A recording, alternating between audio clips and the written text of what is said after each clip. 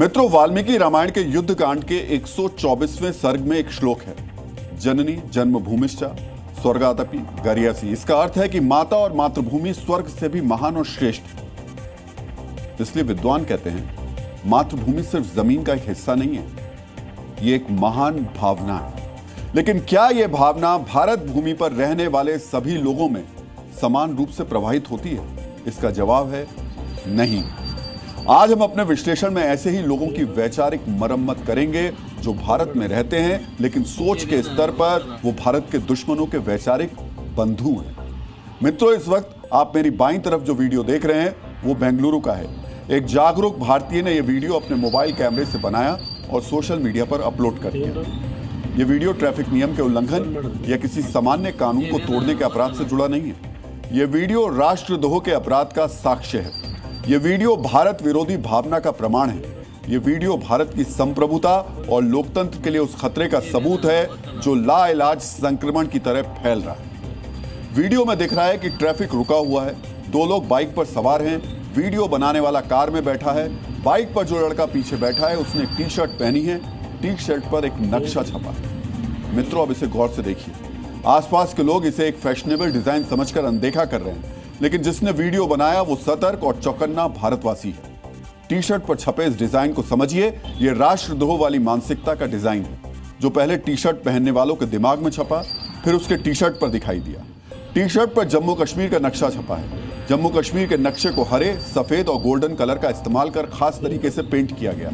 जम्मू कश्मीर के आधे हिस्से पर हरे और सफेद रंग से चांद सितारा वाला सिंबल पेंट किया गया है, तो बाकी का हिस्सा गोल्डन कलर से रंगा गया है। चांद सितारा वाला सिंबल देखकर इस नक्शे को टी शर्ट पर पेंट कर पहनने वाले की सोच और विचार को आसानी से समझा जा सकता है। कोई कंफ्यूजन न रहे, इसलिए हम ये बताना चाहेंगे कि ये रंग और डिजाइन पैटर्न पाक अधिकृत कश्मीर के झंडे का है। जी हाँ, ये पीओके के झंडे का डिजाइन और रंग है। ये झंडा उन भारत विरोधियों और आतंकवादियों की सोच का प्रतिबिंब है जो भारत के अभिन्न हिस्से जम्मू कश्मीर को भारत से अलग करने का षड्यंत्र रचते हैं। यह झंडा उन दहशतगर्दों की सोच का प्रमाण है जो भारत के खिलाफ पहलगाम जैसी हिंसक साजिशें रचते हैं। फिर सवाल यह है कि आखिर भारत के सॉफ्टवेयर कैपिटल में बेंगलुरु में एक शख्स भारत विरोधी सोच वाला पीओके का झंडा पहनकर क्यों घूम रहा है? क्या इसके दिमाग के सॉफ्टवेयर को वैचारिक आतंकवाद वाले वायरस ने करप्ट कर दिया?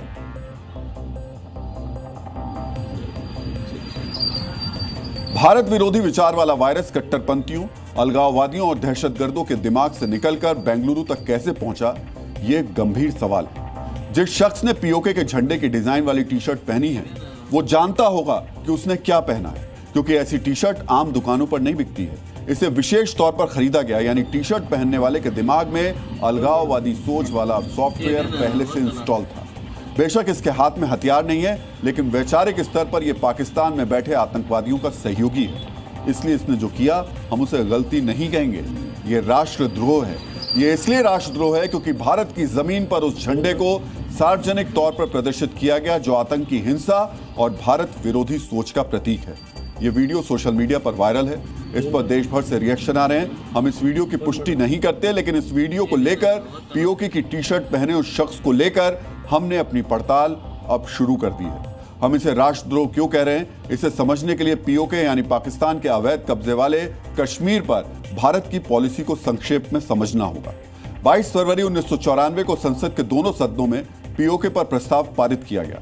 प्रस्ताव में पाकिस्तान के अवैध कब्जे वाले कश्मीर को वापस लेने की बात कही गई। प्रस्ताव में कहा गया कि भारत की संप्रभुता और अखंडता को चोट पहुंचाने वाली किसी भी साजिश को नाकाम किया जाएगा। आजादी के बाद जम्मू कश्मीर के 78,000 वर्ग किलोमीटर के इलाके को पाकिस्तान ने धोखे से कब्जा कर लिया था। भारतीय संसद ने इस इलाके को वापस लेने का संकल्प सर्वसम्मति से पारित किया है। सोचिए, हमारा देश पीओके को वापस लाने का संकल्प लेता है, लेकिन हमारी ही धरती पर वो जहरीला वायरस भी प्रसारित हो रहा है जो पूरे जम्मू कश्मीर को पीओके वाले झंडे के रंग में दिखाने का राजद्रोह करता है। बेंगलुरु जैसे आधुनिक सोच वाले शहर में अलगाववादी विचार का सार्वजनिक प्रदर्शन चिंता और भारत की संप्रभुता और अखंडता से जुड़ा एक विषय है। हम इसे राष्ट्रद्रोह क्यों कह रहे हैं, अब इसे समझिए। पीओके भारत का हिस्सा है, इसलिए हमारे लिए पीओके का ध्वज भी तिरंगा है। इसलिए भारत में पाकिस्तान अधिकृत कश्मीर का झंडा अलगाववाद का प्रतीक माना जाता है। पाकिस्तान के अवैध कब्जे वाले कश्मीर के कथित झंडे का इस्तेमाल आतंकवादी इस क्षेत्र को भारत से अलग दिखाने के लिए करते हैं। इसलिए पीओके का झंडा प्रदर्शित करना भारत की राष्ट्रीय एकता के खिलाफ है। भारत में पीओके का झंडा प्रदर्शित करने पर आतंकवाद से जुड़ी कानूनी धाराओं के तहत 10 साल तक की कैद और जुर्माना हो सकता है। राष्ट्रीय सम्मान अधिनियम 1971 की धारा 2 के तहत 3 साल की कैद और जुर्माना हो सकता है। धार्मिक या समुदाय आधारित वैमनस्य फैलाने के आरोप में 3 साल की सजा या जुर्माना हो सकता है। सार्वजनिक तौर पर भारत विरोधी भावना के प्रदर्शन के आरोप में पीओके के झंडे का प्रदर्शन करने पर राजद्रोह की धारा लग सकती है। बेंगलुरु में जो दिखा वो सिर्फ पीओके के झंडे का सार्वजनिक प्रदर्शन नहीं है, उस वैचारिक अलगाववाद नहीं है, पूरे जम्मू कश्मीर को पीओके के झंडे के रंग में रंग दिया। आतंकवादियों का वैचारिक बंधु ये बताने की कोशिश कर रहा था कि पूरा जम्मू कश्मीर पाकिस्तान का हिस्सा है। ये भारत की अखंडता को चुनौती देने वाली सोच है।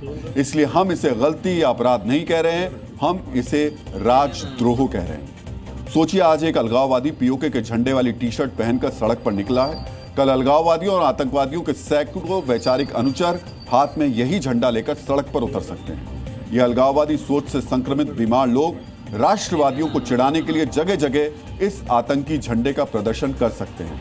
इसलिए जरूरी है कि वैचारिक मरम्मत के साथ साथ इनकी कानूनी मरम्मत भी की जाए। सोशल मीडिया पर यह वीडियो वायरल होने के बाद आतंकी सोच के समर्थक पर कार्रवाई की मांग हो रही है।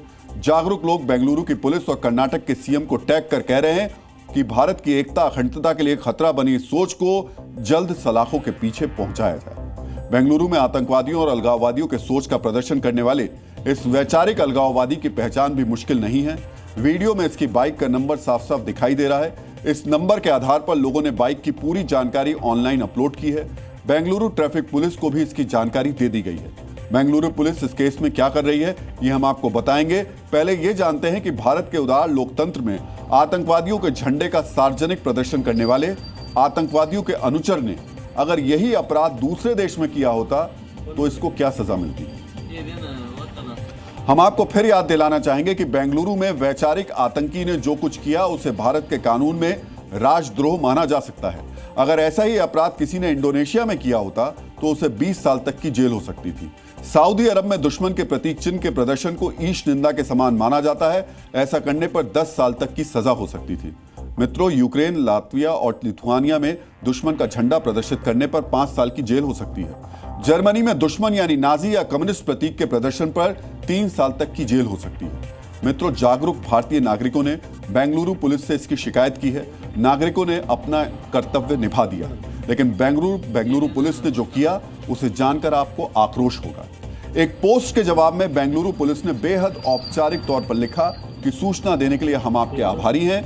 यातायात संबंधी उल्लंघनों की रिपोर्ट करने के लिए आप ऐप पोर्टल का इस्तेमाल कर सकते हैं। सोचिए, पुलिस कह रही है यातायात संबंधी जो उल्लंघन किया गया है उसके लिए जो ऐप बनाया गया है उस पर जाकर के आप शिकायत कर दीजिए। यानी भारत की अखंडता को चुनौती देने वाली सोच और राजद्रोह वाले संगीन अपराध को बेंगलुरु की पुलिस महज ट्रैफिक नियम के उल्लंघन का साधारण अपराध मानती है। ये लापरवाही की पराकाष्ठा है।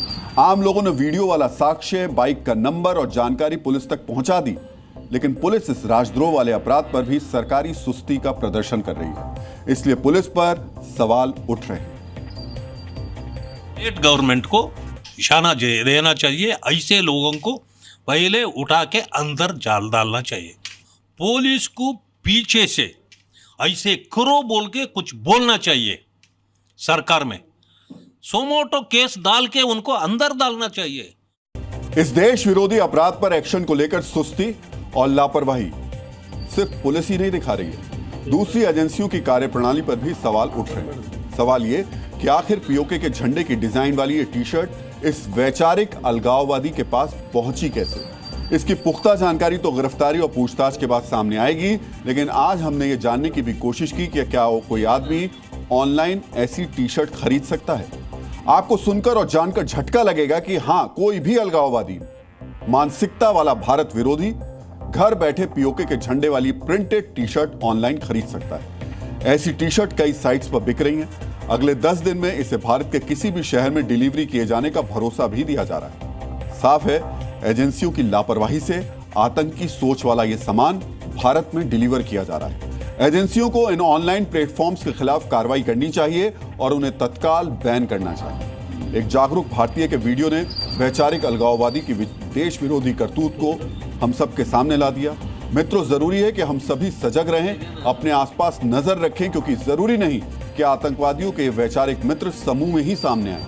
ये व्यक्तिगत स्तर पर भी भारत विरोधी सोच का प्रचार प्रसार करते रहते हैं। अलगाववाद वाले वायरस के शिकार ये लोग लोकतांत्रिक अधिकार, अभिव्यक्ति की आजादी, संवैधानिक अधिकार जैसे शब्दों की आड़ में दूसरों को अलगाववादी वायरस से संक्रमित करने की साजिश करते हैं। एजेंसियों की सतर्कता को देखते हुए आमतौर पर आजकल ये राष्ट्र विरोधी प्रसार अकेले और चोरी चोरी ही चल रहा है। इसलिए जरूरी है कि हम सभी सावधान रहें और ऐसे लोगों की पहचान करें जो आम शहरी के भेष में अलगाववादियों के विचारों का प्रचार करते हैं। अलगाववादी सोच कैसे कट्टरपंथ वाले वायरस के साथ मिलकर लोगों के दिमाग को संक्रमित कर रहा है, इसका प्रमाण हैदराबाद में भी दिखाई दिया। हैदराबाद में बीच सड़क पर कुछ उपद्रवियों ने एक सरकारी बस को रोक दिया। ये साधारण उपद्रवी नहीं थे, इनके हाथों में फिलिस्तीन का झंडा था। देखिए, एक उपद्रवी बस की छत के अगले हिस्से पर खड़ा होकर फिलिस्तीन का बड़ा सा झंडा फहरा रहा है। पूरी दुनिया गाजा को आतंक का केंद्र बनाने वाले हमास की आलोचना कर रही है। निर्दोष नागरिकों को बंधक बनाकर उन्हें ढाल बनाने वाले हमास के आतंकवादियों के खिलाफ एक्शन हो रहा है। लेकिन हैदराबाद में चंद उपद्रवी फिलिस्तीन का झंडा लेकर सड़क पर हंगामा कर रहे हैं। तेलंगाना पुलिस ने कर्नाटक पुलिस की तरह सुस्ती नहीं दिखाई। हैदराबाद पुलिस ने केस दर्ज कर एक आरोपी को गिरफ्तार कर लिया। उसके खिलाफ कानूनी प्रक्रिया को आगे बढ़ाया जा रहा है। पुलिस ने साफ साफ कहा है कि शांति और सौहार्द बिगाड़ने वालों पर सख्ती होगी।